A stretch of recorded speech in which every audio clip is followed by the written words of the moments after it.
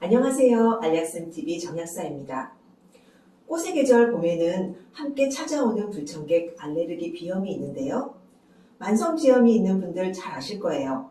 한번 터지면 하루에 휴지 한 통을 다 써야 할 정도로 맑은 콧물이 계속 흐르고 연속적인 재채기, 코막힘, 가려움증까지 정말 사람을 힘들게 하는 코점막 질환이죠. 알레르기 비염은 코 점막이 특정 물질에 대해 과민 반응을 나타내는 건데요. 특정 계절에만 발병하는 계절성 알레르기 비염과 1년 내내 발병하는 통년성 알레르기 비염으로 나눌 수 있는데, 계절에 상관없이 1년 내내 증상이 발작되는 통년성 알레르기 비염인 경우가 대부분입니다. 급성으로 오는 계절성 알레르기는 주로 꽃가루 알레르기로 나무, 꽃, 잡초 등 화분이 주로 원인이 되고요. 통년성 알레르기는 동물의 털, 곰팡이, 담배, 식품, 바퀴벌레 등 일상생활 중에 우리 주위에 있는 모든 것들이 원인이 될 수 있는데, 가장 흔한 원인으로 진먼지 진드기를 들 수 있습니다. 알레르기 비염 증상은 감기와 아주 비슷한데요. 코막힘이 가장 흔하고 계속 흘러내리는 맑은 콧물, 연속적인 재채기, 이렇게 세 가지 증상이 대표적입니다. 증상이 감기와 비슷하다 보니 무심코 종합감기약을 드실 수 있는데요. 알레르기 비염을 감기로 착각해서 해열 진통제가 포함된 종합감기약을 오래 복용하게 되면 부작용을 겪을 수 있기 때문에 혼돈하지 말고 유의하실 필요가 있습니다. 알레르기 비염은 증상이 아침에 심하게 나타나고 낮에는 조금씩 나아지는데 2주 이상 이런 증상이 지속되는 게 특징입니다. 반면 감기는 바이러스 감염으로 증상이 하루 종일 지속되는데요. 맑은 콧물이 나오다가 누런 콧물로 변하기도 하고 2주 이내에 증상이 호전됩니다. 따라서 2주 이상 증상이 지속되면 알레르기 비염을 의심해보고 병원을 찾는 것이 좋습니다. 알레르기 비염은 왜 생기는 걸까요?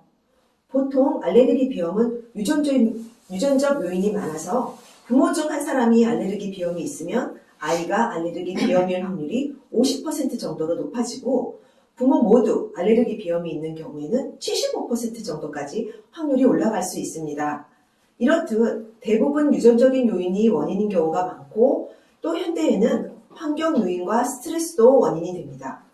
환경적인 요인이 더 커지면서 최근 들어 알레르기 비염 환자 수가 크게 증가하고 있습니다. 봄, 가을, 해마다 반복되는 비염의 고통에서 벗어나려면 어떻게 해야 할까요? 알레르기 비염 증상을 완화시키는 가장 좋은 방법은 치료와 생활습관 개선을 병행하는 건데요. 약물요법은 다음 시간에 자세하게 살펴보기로 하고요. 오늘은 생활습관과 환경 개선을 통해 알레르기 비염 증상을 완화하고 예방할 수 있는 방법을 알아보겠습니다.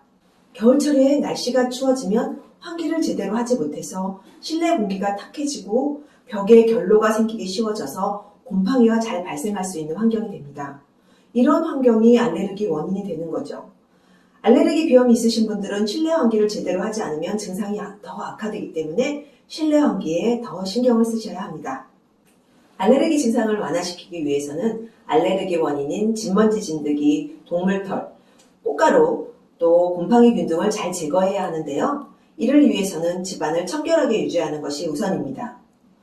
집 청소를 할 때는 침대와 소파 밑까지 구석구석 깨끗하게 청소해야 하고요.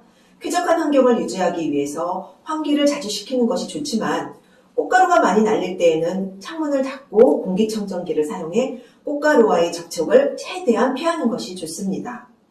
실내에는 애완동물, 털인형 등을 두지 않도록 하고 카펫 사용을 자제하고요.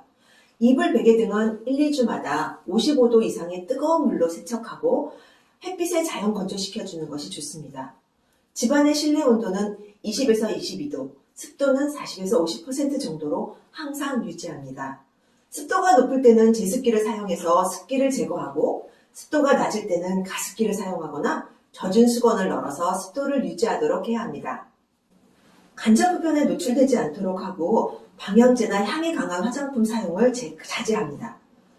황사, 미세먼지가 심하거나 콧가루가 날리는 날은 외출을 삼가거나 외출 시 반드시 마스크를 착용하고, 외출해서 돌아온 후에는 깨끗하게 손을 씻어야 합니다.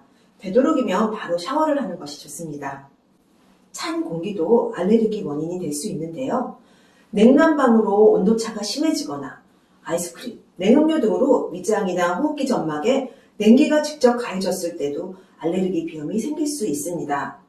따라서 찬 음료나 찬 음식을 피하고 적절한 실내 온도를 유지하고 특히 새벽에는 보온에 더 신경 쓰는 것이 좋습니다. 알레르기 예방을 위해서는 항상 체온을 따뜻하게 유지하여 면역력을 높이는 것이 중요합니다. 오늘은 알레르기 비염의 증상과 관리법에 대해 알아보았는데요. 다음 시간에는 만성 알레르기 비염으로 고생하시는 분들을 위해 알레르기 비염약에 대해서 좀 더 자세히 알려드리도록 하겠습니다. 오늘 영상 도움이 되셨나요? 도움이 되셨으면 구독, 좋아요, 알림 설정 부탁드립니다. 좋은 습관이 건강을 만든다. 좋은 습관을 만드는 법 알약쌤이 알려드립니다. 오늘도 영상 시청해주셔서 감사합니다. 구독을 원하시면 이쪽, 더 많은 영상이 보고 싶으시면 이쪽을 눌러주세요.